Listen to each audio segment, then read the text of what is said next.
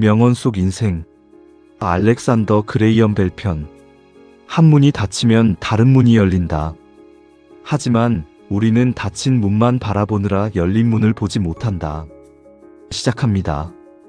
구독과 좋아요는 영상 제작에 큰 힘이 됩니다. 우리는 매일 전화를 씁니다.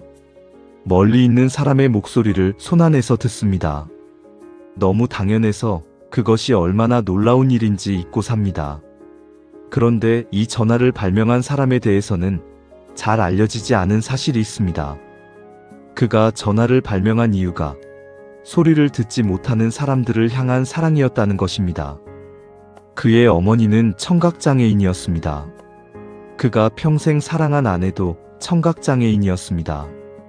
그는 소리를 듣지 못하는 사람들을 돕기 위해 소리를 연구했고 그 연구가 뜻밖에도 전화의 발명으로 이어졌습니다. 알렉산더 그레이엄 벨. 그는 이런 말을 남겼습니다. 한 문이 닫히면 다른 문이 열린다. 하지만 우리는 닫힌 문만 바라보느라 열린 문을 보지 못한다. 사랑하는 사람들의 닫힌 문 앞에서 그는 인류를 위한 새로운 문을 열었습니다. 오늘 그 이야기를 시작하겠습니다. 1847년 3월 3일 스코틀랜드 에든버러에서 알렉산더 그레이엄 벨이 태어났습니다. 그의 집안은 특별했습니다. 할아버지와 아버지가 모두 웅변술과 발성법을 연구하고 가르치는 사람들이었습니다. 소리와 말이 집안의 유산이었습니다. 특히 아버지 알렉산더 멜빌 벨은 시화법이라는 것을 개발했습니다. 사람이 소리를 낼 때 입과 혀와 목이 어떻게 움직이는지를 기호로 표현한 것이었는데 이것으로 청각장애인에게 말하는 법을 가르칠 수 있었습니다. 그런데 벨의 가정에는 깊은 사연이 있었습니다. 어머니 엘리자가 청각장애인이었던 것입니다. 어머니는 거의 소리를 듣지 못했습니다. 어린 벨은 어머니와 소통하기 위해 특별한 방법을 썼습니다. 어머니의 이마에 가까이 대고 낮은 목소리로 말하면 어머니가 그 진동을 느껴 이해할 수 있었습니다. 어머니를 사랑한 소녀는 소리와 진동에 대해 누구보다 예민하게 관심을 갖게 됐습니다. 소리가 어떻게 전달되는지, 어떻게 하면 듣지 못하는 사람에게도 소리를 전할 수 있는지, 이 질문이 그의 평생을 이끌었습니다. 벨의 청년기는 상실로 얼룩졌습니다. 그에게는 두 형제가 있었는데 두 사람 모두 결핵으로 세상을 떠났습니다. 그리고 벨 자신도 건강이 좋지 않았습니다. 형제를 잃은 부모는 남은 아들만이라도 살리기 위해 결단을 내렸습니다. 결핵이 만연한 영국을 떠나 공기가 좋은 캐나다로 이주하기로 한 것입니다. 1870년 벨의 가족은 캐나다로 건너갔습니다. 캐나다에서 건강을 회복한 벨은 곧 미국 보스턴으로 갔습니다. 그곳에서 청각장애인을 가르치는 교사가 됐습니다.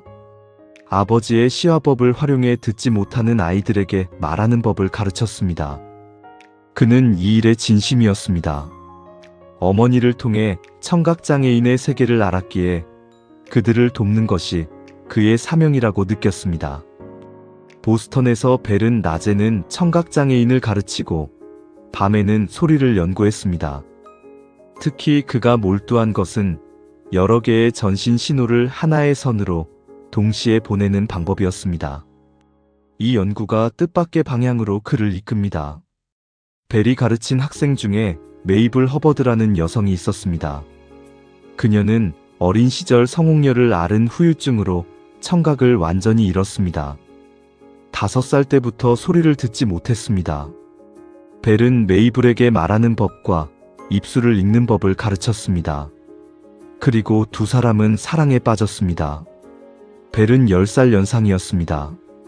처음에 메이블의 부모는 이 관계를 걱정했지만 벨의 진심과 헌신을 보고 결국 허락했습니다. 메이블은 벨에게 단순한 아내가 아니었습니다. 그녀는 벨의 연구를 이해하고 지지하는 동반자였습니다. 벨이 발명에 몰두하느라 생계를 소홀히 할 때 메이블이 현실적인 부분을 챙겼습니다. 벨의 성공 뒤에는 언제나 메이블이 있었습니다. 흥미로운 것은 벨이 평생 연구한 소리의 세계를 정작 그가 가장 사랑한 두 여성, 어머니와 아내는 들을 수 없었다는 것입니다. 그는 그들이 듣지 못하는 소리를 연구하며 그들과 더 잘 소통하기를 꿈꿨습니다. 그 사랑이 그의 모든 연구의 뿌리였습니다. 벨의 원래 목표는 전화가 아니었습니다. 그는 소리를 눈으로 볼 수 있게 만들어 청각장애인을 돕고 싶었고 또 여러 신호를 동시에 보내는 전신을 개발하려 했습니다. 그런데 이 연구 과정에서 그는 놀라운 가능성을 발견했습니다. 소리를 전기 신호로 바꿔 전선으로 보낼 수 있다면 목소리 자체를 멀리 전달할 수 있지 않을까? 벨은 조수 토머스 왓슨과 함께 밤낮으로 실험했습니다. 소리의 진동을 전기 신호로 변환하고 그것을 다시 소리로 되돌리는 장치를 만들려 했습니다. 1876년 3월 10일 마침내 그 순간이 왔습니다.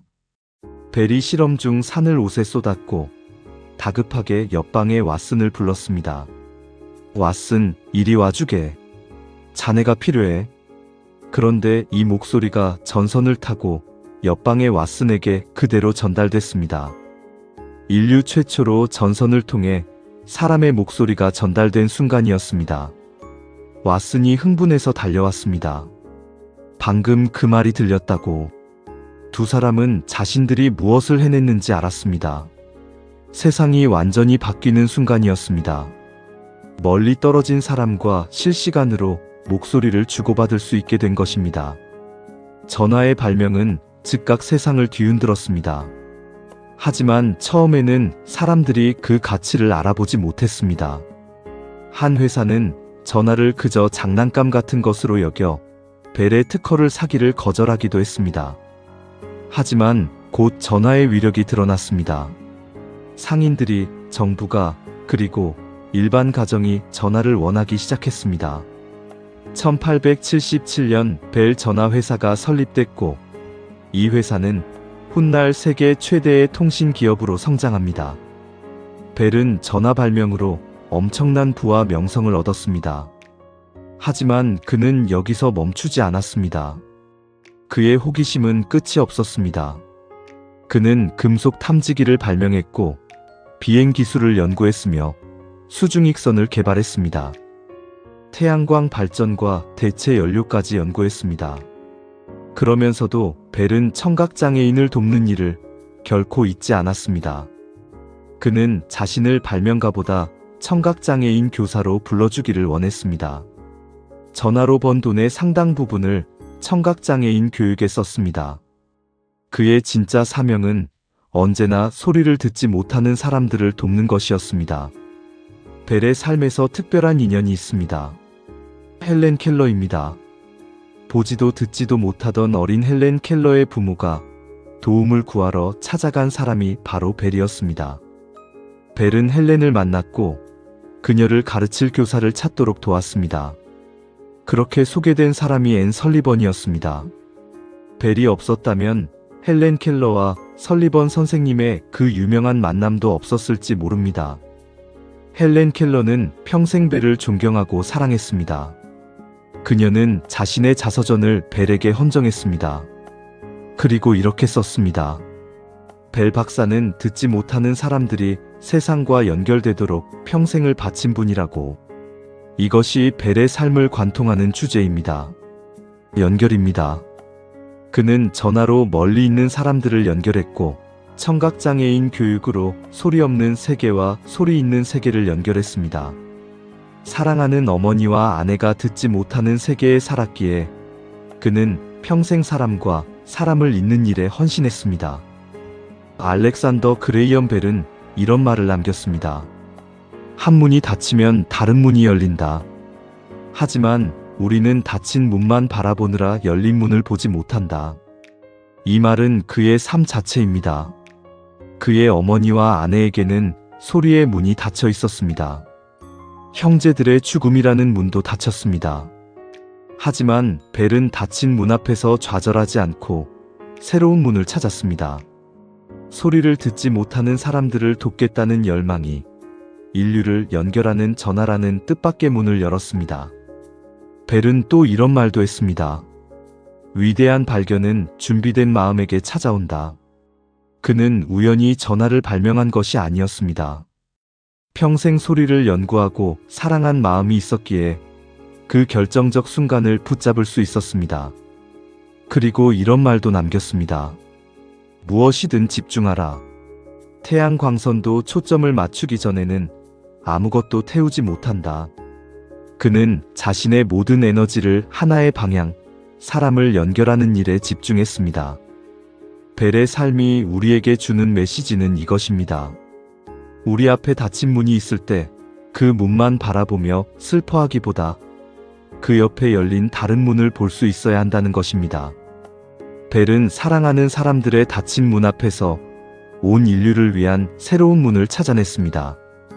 1922년 8월 2일 알렉산더 그레이엄 벨은 캐나다의 자택에서 75의 나이로 세상을 떠났습니다. 그의 장례식이 치러지던 날 특별한 일이 있었습니다. 미국과 캐나다 전역의 모든 전화가 1분간 침묵했습니다. 벨이 세상에 선물한 그 전화들이 그를 애도하며 잠시 멈춘 것입니다. 소리를 연결한 사람을 위한 가장 어울리는 작별이었습니다. 그의 아내 메이블은 벨이 세상을 떠난 지 몇 달 뒤 그를 따라갔습니다. 소리를 듣지 못했지만 평생 벨의 곁을 지킨 동반자였습니다. 두 사람은 캐나다의 언덕에 함께 잠들었습니다. 오늘 이야기를 마치며 한 가지만 생각해 보셨으면 합니다. 벨은 사랑하는 사람들이 듣지 못한다는 닫힌 문 앞에서 온 세상을 연결하는 문을 열었습니다.